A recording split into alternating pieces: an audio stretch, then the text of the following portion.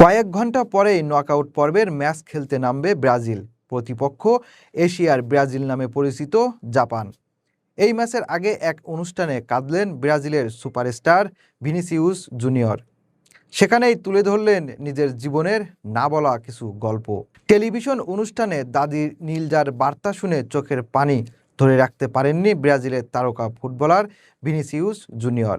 শৈশবের স্মৃতি, পরিবারের ত্যাগ, বিশ্বকাপের স্বপ্ন এবং বর্ণ বৈষম্যের বিরুদ্ধে নিজের অবস্থান সবকিছুই তুলে ধরেছেন আবেগমাখা সেই কথোপকথনে। ভিনিসিউস জানান, বাবা বেশিরভাগ সময় বাড়ির বাইরে থাকায় মা, ভাই বোন ও দাদির সঙ্গেই তার বেড়ে ওঠা। ছোট্ট বাড়িতে দাদির পাশে ঘুমিয়ে কাটানো অসংখ্য রাত আজও তার জীবনের সবচেয়ে মূল্যবান স্মৃতি। তিনি বলেন, দাদি তার জীবনে এমন ছাপ রেখে গেছেন যা কখনো মুছে যাবে না। তাই যতদিন সম্ভব তার সঙ্গে কাটানো প্রতিটি মুহূর্ত হৃদয়ে ধারণ করতে চান। শৈশবের স্মৃতি তুলে ধরে তিনি বলেন, আমাদের বাড়িটি খুব ছোট ছিল। অসংখ্য রাত আমি তার পাশেই ঘুমিয়েছি।